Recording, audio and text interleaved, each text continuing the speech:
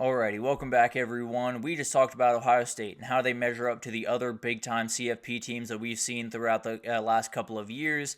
I don't think they're quite to 2019 LSU, quite to 2020 Bama, even quite to 2022 Georgia. They are very close to those groups. And if you played them A-plus football, it would be an incredible thing to watch. There's no doubt about that. But let's get into Ryan Day and let's talk about what he's done at Ohio State this year. And Anthony, you make a very interesting point that a lot of different people make, that Urban Meyer kind of built this roster. Urban Meyer put all the pieces into place.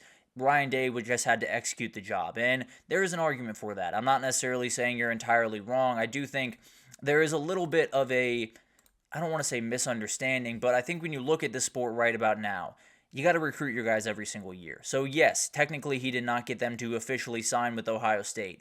All those guys could have walked out the door when Urban Meyer did. All those guys could have said, I don't want to play for Ryan Day, but they stayed, and they stayed again. And then obviously Jack Sawyer and JTT and all those guys that very well could have left had to essentially be recruited back to this program. So while he didn't necessarily put those guys on the roster to begin with, keeping those guys intact is a very hard thing to do this time of college football world, and you're in a position where you did a great job doing it. Obviously, it's not necessarily all his players necessarily, but a whole lot of them are. And frankly, all of them would tell you that even if Urban Meyer was, or even if it was Ryan Day taking over and going somewhere else, they love this guy and they want to play for this guy almost no matter what. So there's an argument to be had, no doubt about that, Anthony. But I do think when we look at Ryan Day, we have this propensity to sort of discount what he's been able to do because he coaches at Ohio State and because he has the talented team that he does. And there's no doubt that plays a big role in this.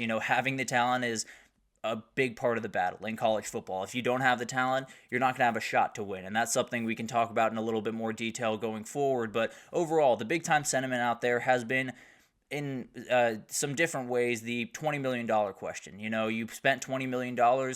What else are you supposed to do other than win a national title? But the reality is it's really hard to win a national title regardless of what you have on the field. That's the reality of the situation because Steve Sarkisian, Dan Lanning, and a lot of other guys spent a whole lot of money on their rosters. I can absolutely promise you that. And they're in the process of spending a whole lot of money on their rosters right about now. So you put them in a position where they had a $20 million roster. So did Steve Sarkisian, so did Dan Lanning, so did a lot of other programs in this CFP world. And a lot of programs in the past that you just can't talk about because you burn a lot of bridges if you were to talk about them. So the $20 million part of this roster is not overly special. It's not necessarily the crazy thing about this team. The crazy thing about this team is where you spent the money. It's who you gave the money to, and it's who you pushed the money towards. And it was Jack Sawyer, it was JTT, it was Travion Henderson, it was all these guys that not only were incredible talents and were going to make play after play for you, they were the guys that were the heartbeat of the team. They were the guys that understood what Ryan Day wanted to do, understood what being an Ohio State Buckeye was, and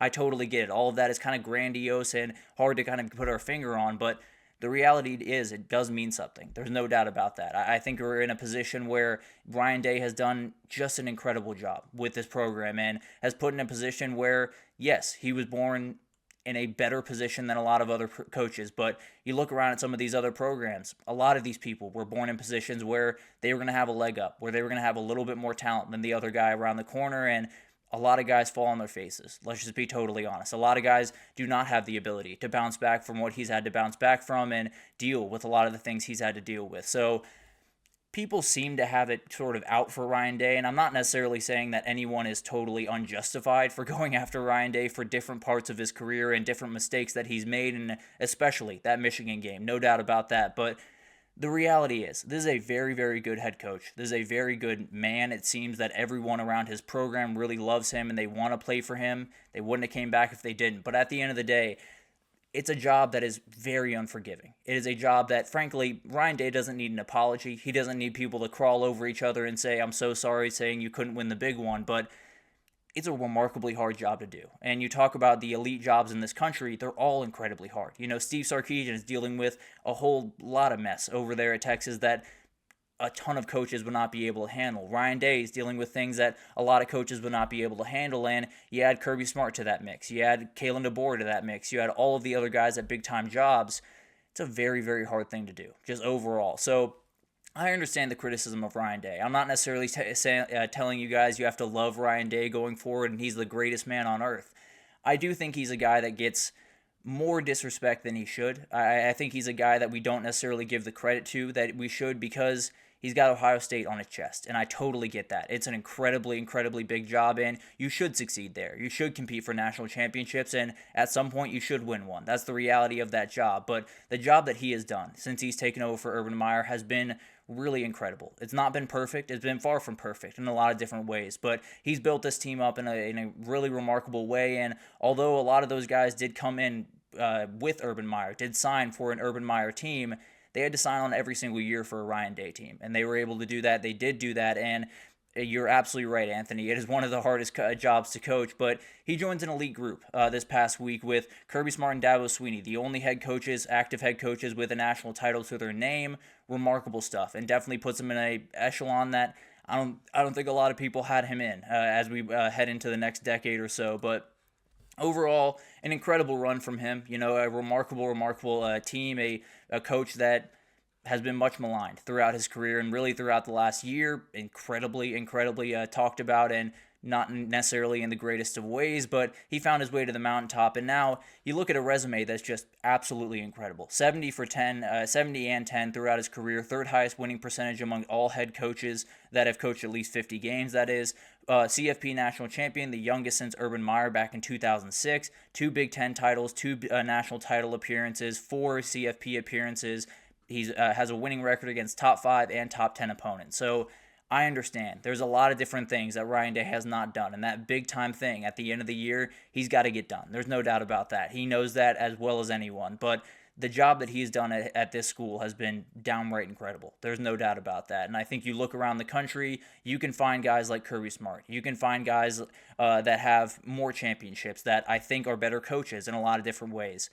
I also don't think the gap between him and Ryan Day is this massive thing, and I think Ryan Day's job that he's done this year, although he has all the talent in the world, is a very hard job to do. But how the future will play out is a very interesting question, and I think you got to start with there will be more title chances for this team. There's no doubt about that. This is going to happen because it's happened at least 4 times in the past for him, where you were about a play or 2 away from the national title, or you were in the national title. So this is going to happen. No matter what, this is going to happen. This is what Ohio State is. So Ryan Day's only 45 years old. He could coach for another 15 or 20 years at Ohio State, and he could have another 5-7 national title chances. Who knows? But remarkable head coach, and definitely has plenty of different chances to raise that trophy in. Maybe we'll be able to catch Kirby Smart here in a couple of years. Maybe we'll be able to catch Dabo Swinney if one of those guys doesn't steal one from him over the next couple of years.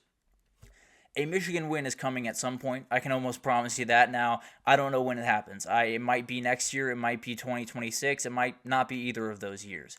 It is going to happen. He's too good of a coach. He has too much talent to work with. He has too good of a staff to work with for this not to happen at some point. I do think something flipped in him in this year. Now, I can't say that with absolute confidence until we see what he does in that game. Obviously, that is a big-time question, and we'll see what happens in that game in 2025. But I think something flipped. I think he's a not entirely different coach, but a little bit of a different coach than he was before that game, and I think he's going to come into that game ready to roll in 2025. I can't promise that, and obviously that will be a big-time question in 2025, but it is coming at some point. I assume you will beat Michigan at least one more time in your history at some point, especially with Ryan Day as the head coach. And then you could have a dynasty-type run. This is very much on the table, and it's in large part because of the guy standing right next to him in Jeremiah Smith and Caleb Downs coming back for another year. Obviously, you have some things to figure out. Julian Sain has to come in and play really good football right away. I'm not saying you're going on an Alabama-type run. I want to make that very clear. It's not going to be a crazy run from this Ohio State program because I don't know if that's necessarily possible going forward, but at the end of the day, this is a team that's going to have every chance in the world. We talked about the 12-team playoff and how it's going to give teams like Ohio State, like Texas, like Georgia, more shots to get into this thing and then make a run. That was a 10-2 Ohio State team. When they walked in the door, they walk out 14-2, they walk out national champions, so they're going to have plenty of chances at this thing, especially in the 12-team and then 14, 16-team playoff. They're going to have tons of chances at this thing, and a dynasty-type run is not necessarily off the table for this team by any means. But it's going to be interesting to watch what happens here. Anthony, I don't think anyone, I don't want to say comes close. I think people will come relatively close to what Nick Saban did.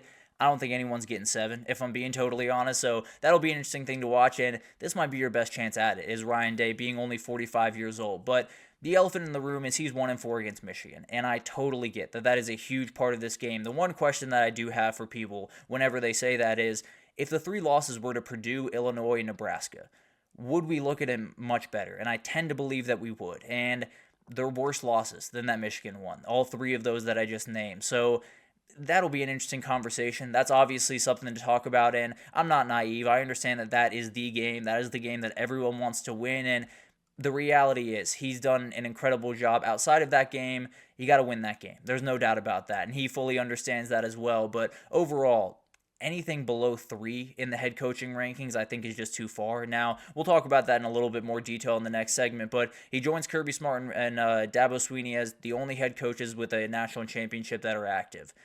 It's a remarkable job. It's a job that is not necessarily super easy to do. It's a job that a lot of people would convince you is very easy to do. And a lot of people would convince you that if you don't win a national championship, you're downright terrible.